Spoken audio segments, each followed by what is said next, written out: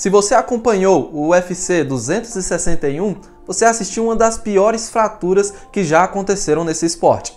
Agora, caso você não saiba do que eu estou falando, nesse card que aconteceu aí no nosso último sábado, aconteceu a luta entre Uriah Hall versus o Chris Weidman. E aos 17 segundos do primeiro round, o Chris Weidman tenta lá em 2013. Agora, caso você não me conheça, eu me chamo Vinícius, sou médico em formação pela Escola Superior de Ciências da Saúde e hoje eu vou falar um pouco mais sobre essa fratura que o Chris Weidman sofreu e que em 2013 o Anderson Silva também foi vítima dela. E ao final do vídeo eu vou falar algumas coincidências que chegam a ser até um pouco assustadoras. Mas vamos com calma, vamos falar um pouco sobre a dinâmica dessa fratura, como que ela aconteceu. Gente, é o seguinte, o Chris Weidman ele foi tentar dar um chute baixo na perna do Uriah Hall.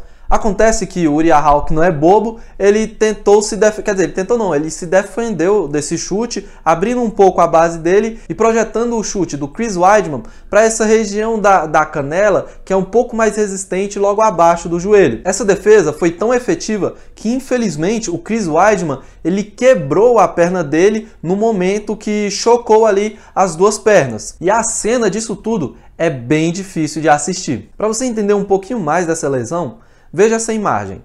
Nela você consegue perceber os dois ossos que ficam logo abaixo do joelho e que são fundamentais para a sustentação do nosso corpo. A gente está falando da tíbia e da fíbula. Tudo bem que a fíbula ela não tem muitas responsabilidades de sustentação do nosso corpo, ela é um caso à parte e já já eu explico um pouco mais sobre ela. E agora vamos focar um pouco mais na tíbia, que é o protagonista dessa fratura. Então, quando a gente vê uma fratura em que a perna da pessoa ela fica literalmente parecida com uma borracha, como a gente pode ver aí nas imagens, e também quando a pessoa perde a sua total capacidade de sustentação, isso é, ela não consegue ficar de pé, pode ter certeza absoluta que existe uma fratura na tíbia do indivíduo. Portanto, já temos um pré-diagnóstico do que aconteceu com Chris Weidman.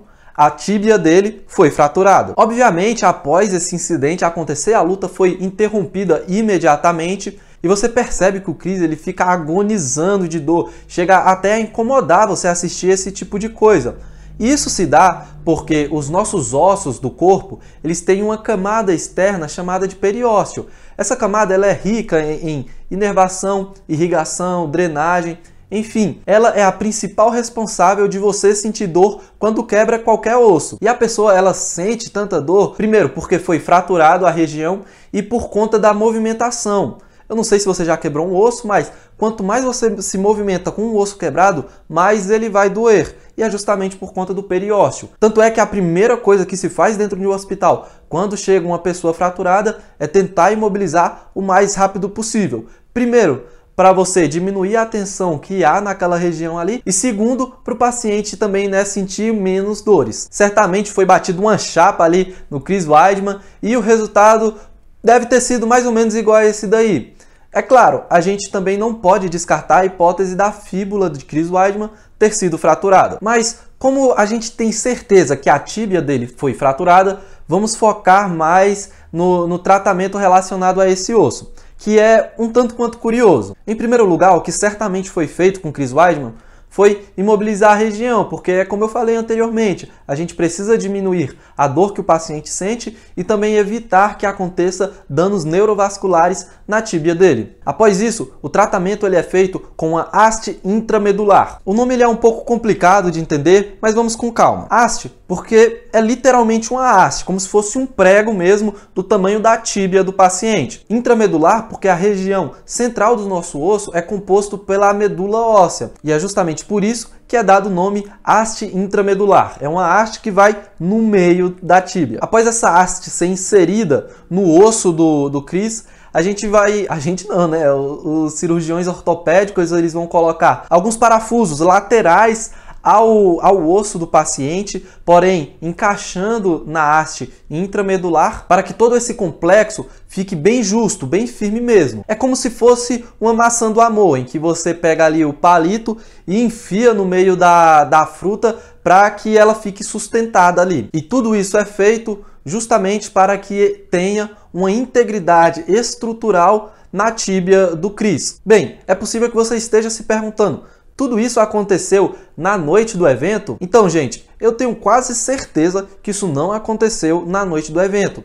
Isso porque a recomendação, quando acontece esse tipo de fratura, não é que você faça a cirurgia no mesmo dia. Com exceção, é claro, se for uma fratura exposta, porque aí não tem jeito, tem que operar mesmo.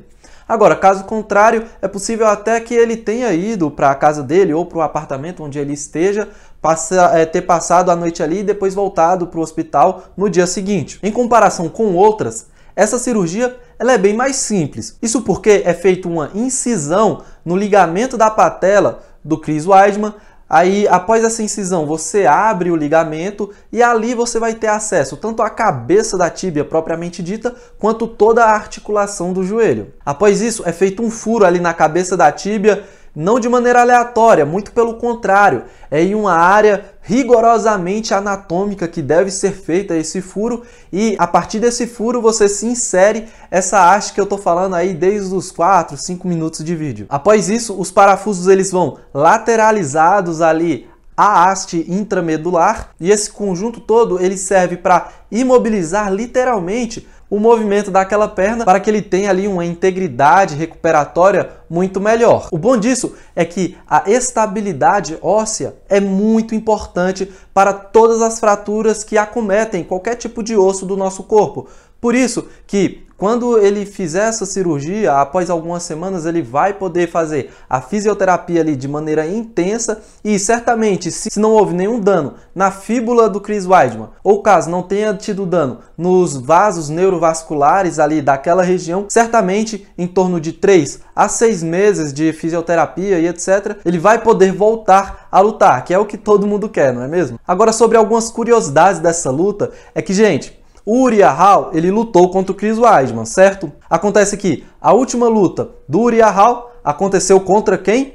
Sim, o Anderson Silva, o mesmo que fraturou a perna igual o Chris fraturou nesse último UFC. Quer mais outra coincidência?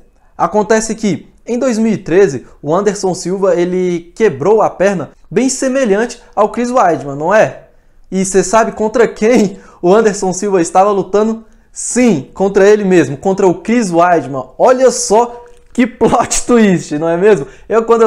Quando eu vi a luta, eu assisti, eu sou fanzaço de UFC, quando eu assisti eu falei, gente, o que é isso que tá acontecendo? A vida imita a arte? O que é isso? Enfim, é só isso mesmo que eu queria comentar. Eu realmente espero que vocês tenham gostado desse vídeo, porque eu adorei fazer ele, sou fã de carteirinha de UFC, então quando eu vi ali esse acidente acontecendo, eu pensei comigo mesmo que eu precisava fazer um vídeo a respeito disso, né? Falar um pouco mais sobre o tratamento que iria acontecer com o Chris Weidman. E é isso, gente. Até a próxima. Um abraço e tchau!